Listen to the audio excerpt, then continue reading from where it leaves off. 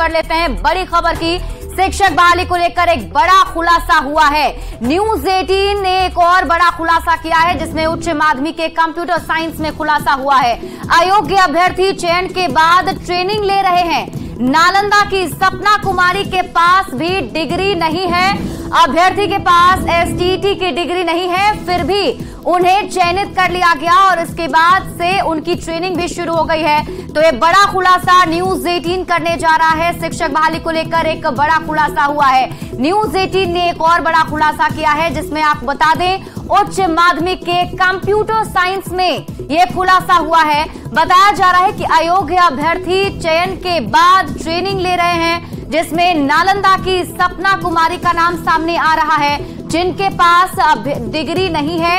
STT की degree सपना के पास नहीं है। रजनीश हमारे सहयोगी अधिक जानकारी के साथ जुड़े हुए। रजनीश, क्या है पूरी खबर? देखिए शिप्रा, लगातार जो है काउंसलिंग चल रही थी और आज आखिरी तारीख है काउंसलिंग की। इस बीच जो कागजात न्यूज 18 के हाथ लगी है, कुल मिलाकर ये कहें सपना कुमारी जो नालंदा की रहने वाले अभ्यर्थी है और इनका फाइनल सिलेक्शन हो गया और मोतिहारी में इन्होंने डीवी यानी डॉक्यूमेंट्स वेरिफिकेशन भी करा लिया, जहां पर इनका अंतिम रूप से चयन हो गया और वहां से फिर ट्रेनिंग सेंटर भी भेज दिया गया, जहां पर ये ट्रेनिंग कर रही है। सबसे हैरानी की बात यह है कि कंप्यूटर साइंस यानी उच्च माध्यमिक की कंप्यूटर साइंस की अभ्यर्थी है, जिनकी उम्र जो है 2001 में जो है इनका डेट ऑफ बर्थ है, यानी उम्र जो है 2019 में एस्टेट के मुताबिक 21 साल की नहीं थी। इससे साफ शक पैदा हो रहा था कि जब ये एस्टेट पास नहीं है तो क्वालिफिकेशन कहां से इनके पास आएगा। अब सवाल ये है कि बीपीएससी ने जो वेरिफिकेशन कराया था, उस वेरिफिकेशन में भी ये साफ हो गया था कि इनके पास एस्टेट की डिग्री नहीं है। उसके बाद भी सपना कुमारी का रिजल्ट बीपीएससी ने जारी कर दिया। रिजल्ट जारी करने के बाद सपना मोतिहारी चली गई पूर्वी चंपारण काउंसलिंग के लिए, और इधर कल बीपीएससी ने अयोग्य अभ्यर्थियों की सूची जारी कर दी। यानी 500 से ज्यादा जो कंप्यूटर साइंस के अयोग्य अभ्यर्थी हैं, मेरिट लिस्ट वाले, उनकी सूची बीपीएससी ने जारी की, जिसमें भी सपना का नाम है।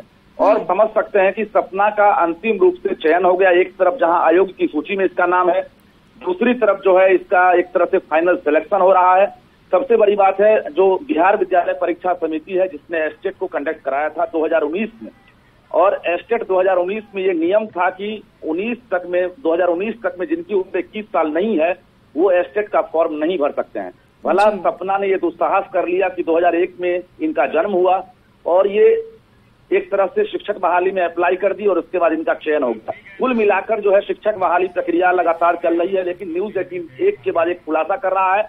अब मोतिहारी डीईओ पर डिपेंड करता है कि आखिर न्यूज चलने के बाद वो होल्ड करते हैं या फिर इसका अंतिम रूप से चयन हो जाता है और ये शिक्षक बन जाती है। जी चलिए, आप इस पूरी खबर पर नजर बनाए रखिए। बहुत बहुत शुक्रिया तमाम जानकारी के लिए रजनीश।